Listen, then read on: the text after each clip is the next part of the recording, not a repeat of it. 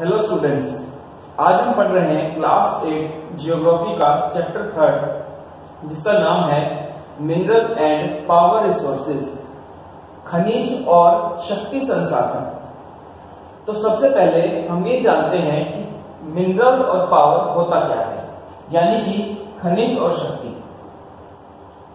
तो मिनरल हम उस चीज को बोलते हैं जो भी हमको नेचर से मिले और उसका एक फिक्स्ड फॉर्मूला हो, यानी कि प्रकृति से मिलने वाला ऐसा पदार्थ जिसका एक डेफिनेट केमिकल कंपोजिशन हो, उसको हम मिनरल कहते हैं। वहीं दूसरी ओर पावर क्या है? पावर हम उस एनर्जी को बोलते हैं जो हमारे किसी भी काम को करने के लिए हमें यूज करनी पड़ती है।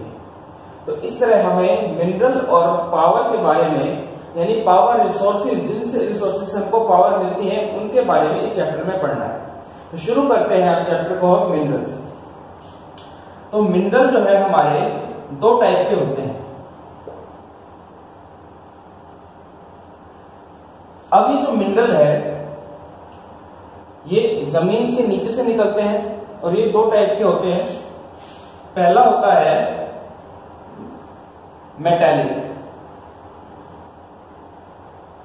मेटालिक यानी धात्विक, और दूसरा होता है नॉन मेटालिक यानी अधात्विक।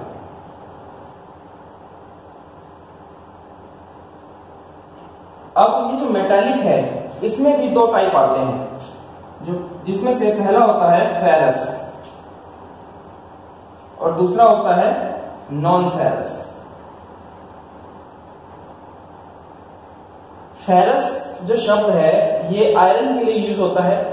केमिकल या केमिस्ट्री में आयरन को फेरस बोला जाता है। अगर आप केमिस्ट्री पढ़ते हैं तो आप वहां पर आसानी से इसको पहचान ले होंगे। और इसको हिंदी में कहा जाता है लौह खनिज, और ये अलोह खनिज।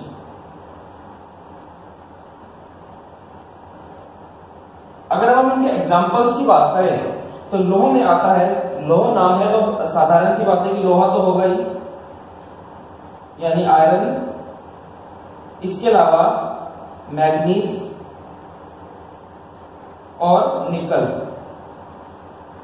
वहीं एलोय यानी नॉन फेरस में हमारे गोल्ड, सिल्वर, कॉपर एक्सेट्रा इस तरह के मेटल्स आती हैं। वहीं हम बात करें नॉन मेटालिक की, तो इसके अंदर हम सबसे कॉमन जो होता है हमारा कोयला यानी कोल, पेट्रोलियम,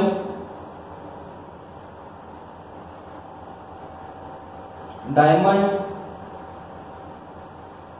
इस तरह के मिनरल हमको मिलते हैं। अभी जितने भी मिनरल्स होते हैं ये सभी जमीन के नीचे से निकाले जाते हैं। तो इसको निकालने के लिए भी अलग अलग तरीकों का इस्तेमाल किया जाता है, और इसके निकालने की जो प्रोसेस है उसको हम बोलते हैं एक्सट्रैक्शन। मिनरल निकालने की प्रोसेस।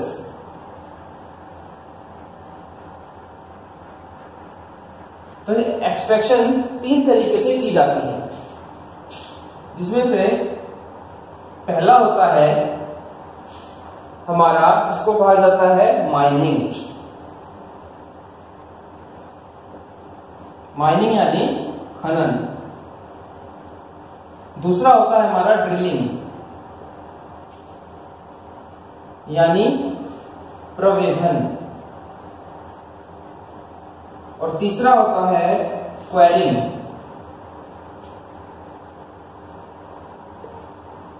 यानी आखनन। अब इस खनन यानी माइनिंग के लिए फर्दर दो टाइप आते हैं।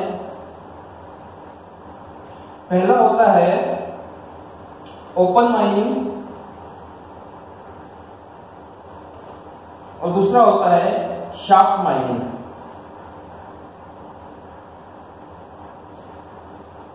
अब इस अलग अलग तरीके से तुम क्या क्या करते हैं, तो सबसे पहले बात करते हैं ओपन माइनिंग की, जो माइनिंग के अंदर आता है।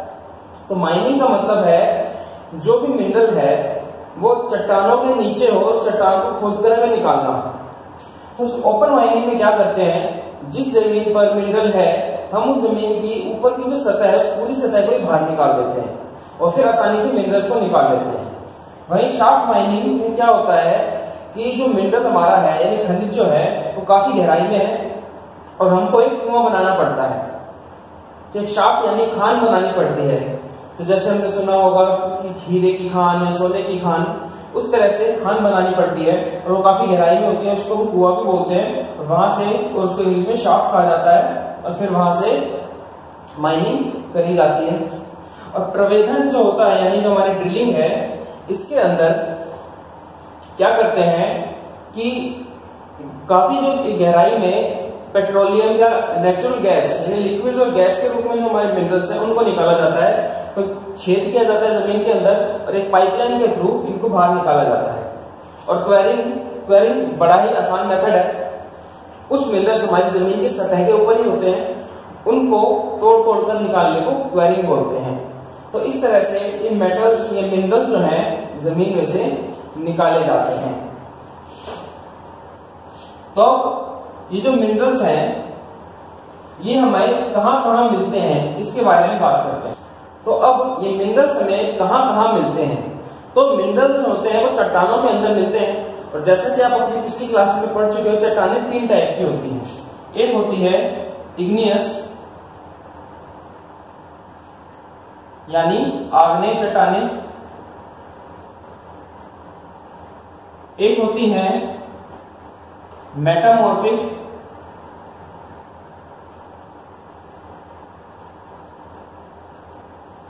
यानी कायांतरित चट्टानें, और तीसरी होती है सेडिमेंट्री।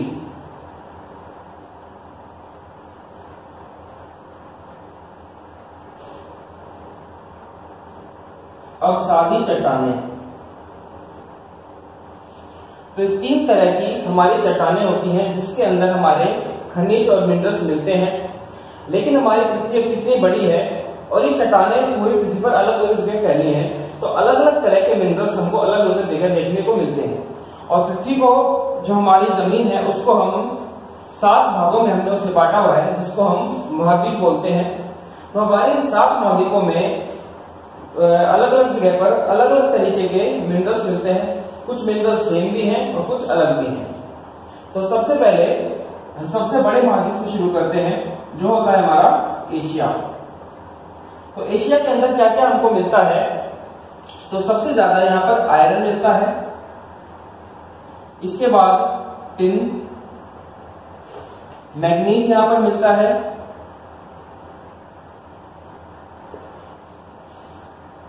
बॉक्साइट मिलता है हमको,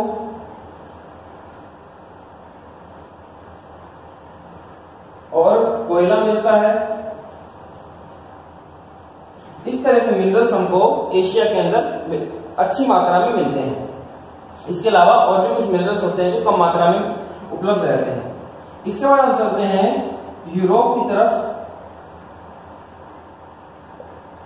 तो यूरोप में भी हमको आयरन यानी लोहा, कॉपर, जिंक,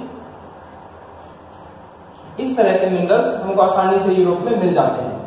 फिर आता है नॉर्थ अमेरिका।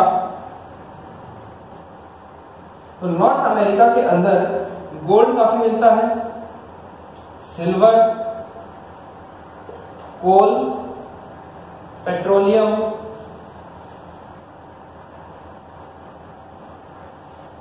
नेचुरल गैस, इस तरह के हमको मिनरल्स मिलते हैं। South America. तो साउथ अमेरिका के अंदर भी हमको जो मिलता है वो है आयरन, गोल्ड, सिल्वर, प्लैटिनम और कॉपर। ये मिनरल्स हमको ज्यादा मात्रा में मिलते हैं। अब चलते हैं अफ्रीका की तरफ। तो अफ्रीका में काफी ज्यादा मिनरल्स मिलते हैं। तो यहाँ पर सबसे ज्यादा जो मिलता है वो होता है डायमंड। डायमंड के साथ यहाँ पर गोल्ड और सिल्वर भी काफी मात्रा में मिलता है। और जो हमारा आखिरी है वो है अंटार्कटिका। तो अंटार्कटिका के अंदर हमको कोल, गोल्ड और नेचुरल गैस काफी मात्रा में मिल जाती है। तो ये हमारे जो 7 कॉन्टिनेंट्स यानी 7 महाद्वीप है, वहां पर हमें अलग अलग तरीके के मिनरल्स हमको देखने को मिलते हैं। तो जो मिनरल्स हैं ये हमें बड़ी सावधानी से यूज करने चाहिए, क्योंकि ये खत्म हो जाने वाली चीज है। जब अगर ये खत्म हो गए तो दोबारा हमें ये नहीं मिलेंगे। तो मिनरल्स का उपयोग हमें बड़ी ही सावधानी से करना चाहिए। तो अब चलते हैं हम पावर रिसोर्स की तरफ, यानी हमारे पावर रिसोर्स कौन कौन से हैं, हमारे किस काम आते हैं। उससे पहले मैं आपको ये बताना चाहूंगा कि जो मिनरल्स होते हैं ये हमारी जरूरत की हर चीज बनाने में काम आते हैं, चाहे वो पिन हो या प्लेन। तो अब चलते हैं पावर रिसोर्स की तरफ। पावर का मतलब तो आप जान ही चुके हैं। तो जो पावर है इसके रिसोर्स 2 टाइप के होते हैं।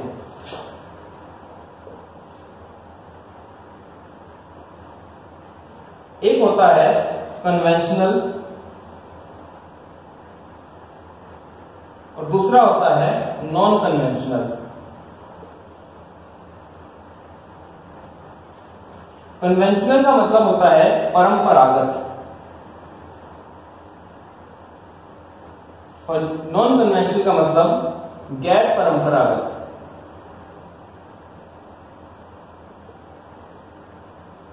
अब परंपरागत और गैर परंपरागत का मतलब, परंपरागत रिसोर्स हम उन रिसोर्सेज को बोलते हैं जिनका इस्तेमाल हम सदियों से करते आ रहे हैं, और गैर परंपरागत वो हैं जिनका इस्तेमाल हमने हाल फिलहाल में या कहें पिछले 30-40 सालों में ही इस्तेमाल करना शुरू किया है।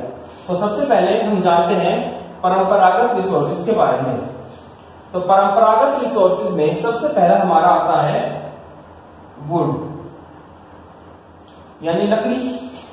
लकड़ी का इस्तेमाल मानव के उत्पत्ति के समय से ही ऊर्जा के लिए यानी पावर के लिए किया जा रहा है। हम लकड़ी पेड़ों से काटते हैं और उसे जलाकर हम उससे एनर्जी लेते हैं। दूसरा है जिसका उपयोग हम काफी सदियों से करते आ रहे हैं, वो है कोयला यानी कोल। कोयला हमको जमीन के नीचे से मिलता है, इसलिए मिनरल भी कहलाता है। और कोयला सैकड़ों साल पहले लकड़ी और जानवरों के जमीन में दबने के कारण बना, जहां पर उसे हाई प्रेशर और हाई टेम्परेचर अवेलेबल था। उसके द्वारा ये जो लकड़ी थी उस समय जंगल थे, सैकड़ों साल पहले, करोड़ों साल पहले वो दब गए मिट्टी में और वो कोयले में कन्वर्ट हो गए।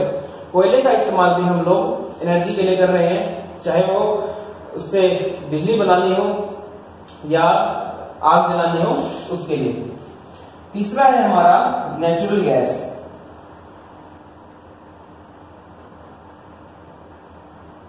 यानी प्राकृतिक गैस। इसका इस्तेमाल भी सदियों से हम करते आ रहे हैं। प्राकृतिक गैस भी जमीन के नीचे से मिलती है, इसलिए ये भी एक मिनरल है और इसका इस्तेमाल एलपीजी, सीएनजी इस रूप में हम लोग करते हैं। अगला है हमारा पेट्रोलियम।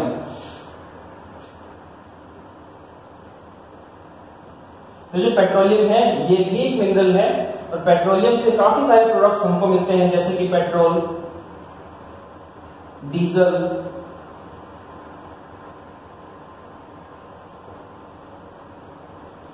केरोसिन ऑयल, प्लास्टिक भी हमको पेट्रोलियम से ही मिलता है। ये सब चीजें हमको मिलती हैं पेट्रोलियम से, और पेट्रोलियम का इस्तेमाल हम गाड़ी चलाने से लेकर के बिजली बनाने तक करते हैं। और पांचवा हमारा कन्वेंशनल के अंदर आता है वाटर एनर्जी।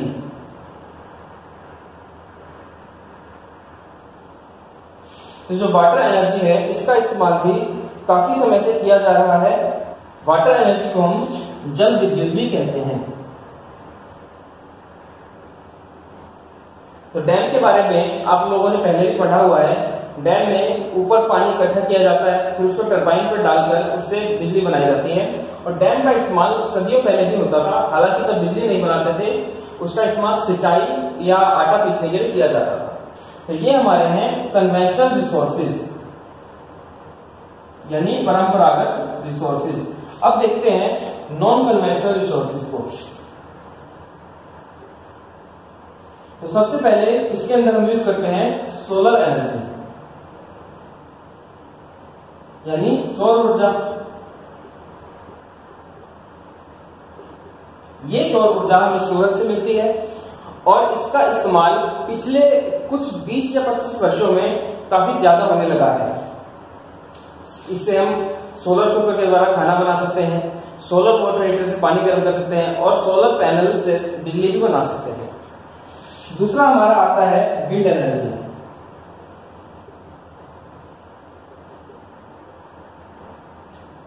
यानी पवन ऊर्जा। जिस तरह से पानी के द्वारा टरबाइन चलाई जा सकती है, उसी तरह जिन इलाकों में तेज हवा चलती है, जैसे राजस्थान है, केरल है, वहां पर पवन ऊर्जा का इस्तेमाल किया जाता है विंड मिल बनाकर। विंड मिल के बारे में भी आप लोग पहले पढ़ चुके होंगे।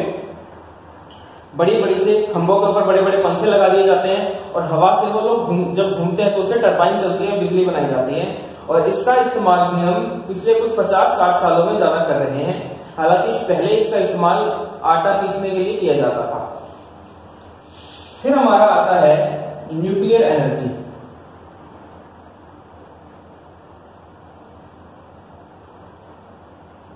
यानी परमाणु ऊर्जा।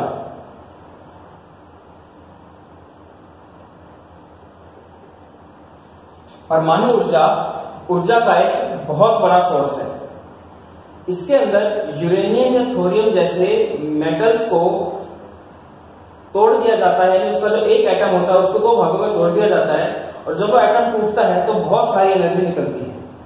ये एनर्जी लकड़ी या कोयला जलाने से कई लाख गुना ज्यादा होती है। तो सोच सकते हैं कि अगर हम 1 ग्राम थोरियम या यूरेनियम का इस्तेमाल करते हैं तो वो लकड़ी या कोयले से कितनी ज्यादा एनर्जी हमको देगी। अमेरिका इस तरह की एनर्जी का सबसे बड़ा उत्पादक देश है। भारत में भी कुछ जगहों पर इस तरह की ऊर्जा बनाई जाती है, जैसे हमारे महाराष्ट्र में तारापुर नाम की जगह है, राजस्थान में कोटा है, जहां पर इस तरह से ऊर्जा बनाई जाती है और भविष्य में यही ऊर्जा का सबसे बड़ा सोर्स भी होने वाला है। तो आगे चलते हैं। इसके बाद आती है जियोथर्मल एनर्जी,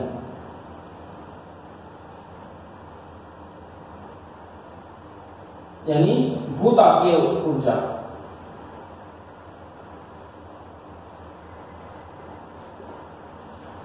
अब हम सभी जानते हैं कि पृथ्वी के अंदर पिघला हुआ लावा है, जिस वजह से पृथ्वी अंदर से काफी गर्म है। कभी कभी ये गर्मी ऊपर की सतह पर भी आ जाती है, जैसे ज्वालामुखी में आ जाती है। हालांकि हम यहाँ पर ज्वालामुखी की बात नहीं कर रहे हैं। ये ऊर्जा सतह पर आ जाती है और वहां के कुछ इलाके को गर्म कर देती है। जैसे हमारे हरियाणा में ही एक जगह सोहना, वहां पर प्राकृतिक गर्म पानी के तालाब है। तो उस तालाब गर्म क्यों है? क्योंकि उसके नीचे पृथ्वी की गर्मी यानी पृथ्वी की जो उष्मा है वो आ चुकी है, हीट आ चुकी है। तो इसी तरह जहां पर ये हीट ज्यादा हो जाती है वहां पर भाप बनती है और उस भाप को इकट्ठा करके उससे टरबाइन चलाकर उससे हम एनर्जी बना लेते हैं। तो हिमाचल प्रदेश में एक जगह है हेमकुंड साहिब, वहां पर काफी बड़ी मात्रा में इस तरह के गर्म पानी के सोते पाए जाते हैं और वहां पर इस तरह ऊर्जा बनाई जाती है। तो अब चलते हैं आगे। अगली है टाइडल एनर्जी,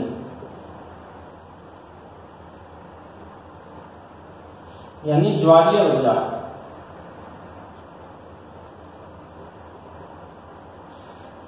इस ज्वारीय ऊर्जा में क्या होता है?